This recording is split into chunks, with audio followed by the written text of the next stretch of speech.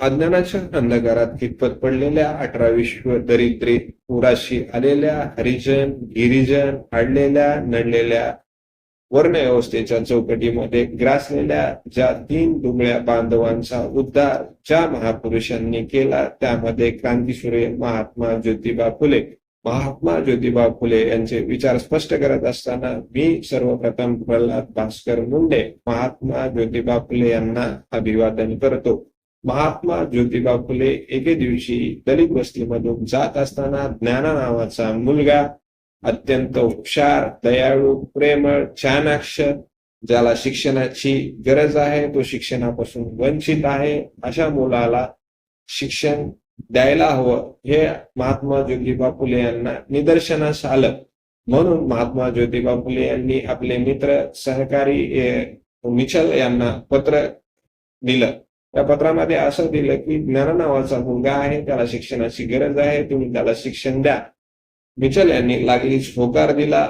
ज्ञाना नावाचा मुलगा शिक्षण घेण्यासाठी शाळेकडे रवाना झाला. शाळेत जात असताना तेथील मुलांना असं निदर्शनास आलं की हा दलित वस्तीमधून मुलगा आलेला आहे. हा जर आपल्या बाकावर बसून आपल्या बाजूला शिक्षण घेत असेल तर हा दलित वस्तीमधून आल्या कारणानं याचा विटाळ आपल्याला लागणार.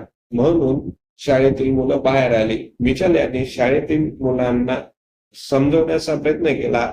हा मुलगा जमिनीवर बसून चटईवर शिक्षण घेईल. त्यावर दुसरा मुलगा उद्गारला सर हा जर मुलगा जमिनीवर बसून चटईवर शिक्षण घेत असेल तर याचा विटाळ चटईला लागेल चटईचा विटाळ जमिनीला लागेल जमिनीचा विटाळ साहजिकच आम्हाला लागेल व सतत आम्हाला आंघोळ करायला लागेल. हा सर्व प्रकार ज्ञाना नावाच्या मुलाच्या समोर घडत होता. त्याला प्रचंड वेदना झाल्या. तो तिथून निघून गेला व तिथून तो पुढे कधीच ज्ञानगंगेकडे वळला नाही. हा सर्व प्रकार महात्मा ज्योतिबा फुले यांच्या निदर्शनास आला. महात्मा ज्योतिबा फुले यांच्या पायाची आग पुस्तकाला गेली. महात्मा ज्योतिबा फुले तिथून पुढे असे उद्गारले की ज्या सूर्याने आम्हाला सतत आमच्या डोक्यावर प्रकाश दिला त्या सूर्याला आमचा कधी विटाळ लागला नाही. ज्या मातीत आम्ही सतत चालत राहिलो त्या मातीला विटाळ आमचा कधी लागला नाही.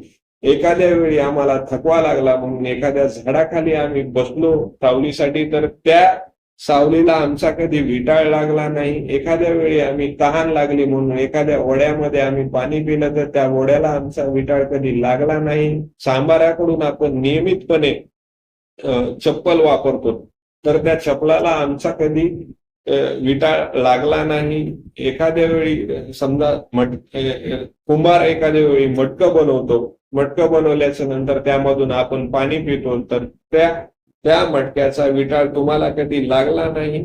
असे प्रचंड उद्गार महात्मा ज्योतिबा फुले यांनी तिथं संबोधले. तर त्यावेळी त्यांना असं निदर्शनास आलं की हे सर्व एका अज्ञानामुळे होत आहे. तर तिथं त्यांनी परत एकदा उद्गार काढले की विद्येविना मती गेली मती विना नीती गेली नीती विना गती गेली गती विना वित्त गेले वित्त विना शूद्र खचले. एवढे अनर्थ सर्व एका अविद्येने केले. त्यांना असं लक्षात आलं की या समाजाला एक चांगल्या प्रवाहामध्ये आणण्यासाठी एक शिक्षणाची गरज आहे. म्हणून त्यांनी आपल्या पत्नीसोबत एक विचार विमर्श केला आणि त्यांनी असं ठरवलं की सावित्रीबाईंना असं सांगितलं की मी तुला शिक्षण देतो तू या मुलांना आणि या समाजातून लोकांना शिक्षण देण्याचा प्रयत्न कर तरच आपलं काहीतरी फलित होईल. म्हणून ह्या दोघांनी असं ठरवलं की पुणे येथे भिडेवाडा येथे 1 जानेवारी 1848 रोजी तिथं शाळा काढली.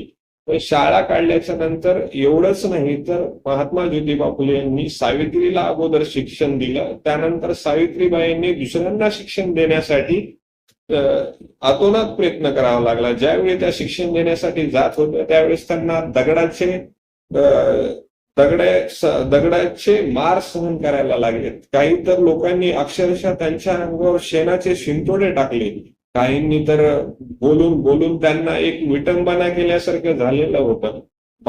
सावित्रीबाई फुले यांनी कुठल्याही गोष्टीचा विचार न करता त्या तेथील भिडेवाड्यातील मुलींकडे पाहून त्यांना शिक्षण देण्यासाठी त्यांनी अतोनात प्रयत्न केले. एवढ्या सर्व अंगाला शेण मारलेलं होतं, दगड मारलेली होती, डोक्यातून रक्तस्राव होत होता, पण याचा कुठलाही विचार न करता त्यांनी तिथे जाऊन शिक्षण देण्याचा प्रयत्न केला. खरंच आता जर महात्मा ज्योतिबा फुले आपल्यामध्ये असते तर शिक्षणाची एक जी नांदी होती ती नांदी आणखी पण एक चांगल्या प्रकारे आपल्यामध्ये नांदी असती. पुढे महात्मा ज्योतिबा फुलेंनी शेतकऱ्यांचा आसूड असेल, गुलामगिरी असेल, या अनेक त्यांनी पुस्तकं लिहिली. त्या पुस्तकामधून त्यांनी आपले विचार मांडण्याचा अतोनात प्रयत्न केलेला आहे.